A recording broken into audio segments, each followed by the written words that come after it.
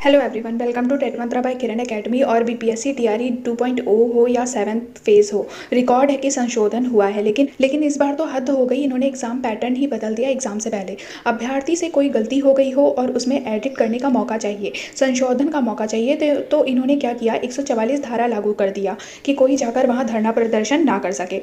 भले ही इन्होंने exam pattern में बदलाव कर दिया हो, लेकिन एडिट का ऑप्शन तो देना ही चाहिए, है ना। बच्चे का अगर कोई फॉर्म में गड़बड़ी हो गई है तो उसे एडिट करने का तो ऑप्शन देना चाहिए, लेकिन इन्होंने एडिट का ऑप्शन नहीं दिया, बल्कि एग्जाम पैटर्न में बदलाव किया है। आपने तो देखा ही होगा कि एग्जाम में इनका जो क्वेश्चन पेपर है वो टाइम पर नहीं पहुंच पाया, तो इन्होंने एग्जाम में डिले कर दिया। और दूसरी चीज़ क्या हुई, लैंग्वेज के पेपर नहीं पहुंचा तो इन्होंने लैंग्वेज ही हटा दिया। लेकिन जहाँ भी लैंग्वेज का पेपर टाइम पर पहुँच गया उनका तो नुकसान ही है, और जो लैंग्वेज का पेपर पहुंचा भी तो 2 से 3 मिनट ही लेट हुआ हो, तो इन्होंने वो भी नहीं सोचा और लैंग्वेज का पूरा जो सेशन था उसे हटा दिया है और शून्य कर दिया है, जैसा कि मैंने आपको सुबह वाली वीडियो में बताया भी था। वीडियो काफ़ी इंपॉर्टेंट है क्योंकि इसका असर आप मेरिट पर भी देखने को मिलेगा, साथ ही NIOS DLED से संबंधित भी सूचना है। तो बिल्कुल भी स्किप मत करिएगा वीडियो को, पूरा वीडियो देखिएगा।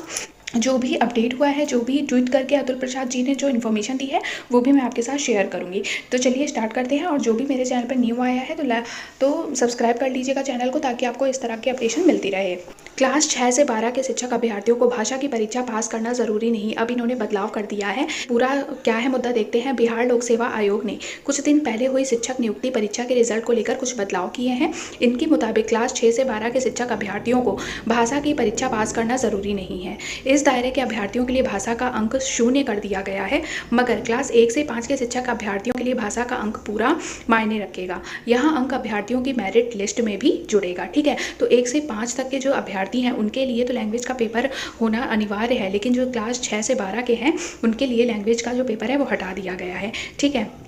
और यहाँ देखिए इस न्यूज़ में लिखा भी है, बीपीएससी ने दूसरे चरण में प्रधानाध्यापक परीक्षा के 2 और पर्शियन से 6 प्रश्नों को हटाया। तो इन्होंने 6 प्रश्नों को भी हटा दिया है। दूसरे चरण में 7 दिसंबर को प्रधानाध्यापक के लिए आयोजित परीक्षा में प्रश्न संख्या 73 व 95 को हटा दिया गया। इस तरह से ये बदलाव करते जा रहे हैं एग्जाम होने के बाद भी, ठीक है। ये तो इन्फॉर्मेशन आपको मैंने बताई दी थी कि NIOS से जिन्होंने भी DLED किया हुआ है उनके लिए ये न्यूज़ थी कि वो अगर उन्होंने BEd किया हुआ है तो वो उसकी जगह पर अपना BEd का प्रमाण पत्र लगा दें। इसके लिए 19 और 20 डेट, 2 ही डेट दी गई हैं, और अपने आपको डैशबोर्ड पर क्या करना है, यूज़र नेम एवं पासवर्ड से लॉगिन करना है, ठीक है। ट्वीट जो कि अतुल प्रसाद जी ने ट्वीट किया है, just to clarify that as declared earlier in TRE 2.0 PRT language section is only qualifying.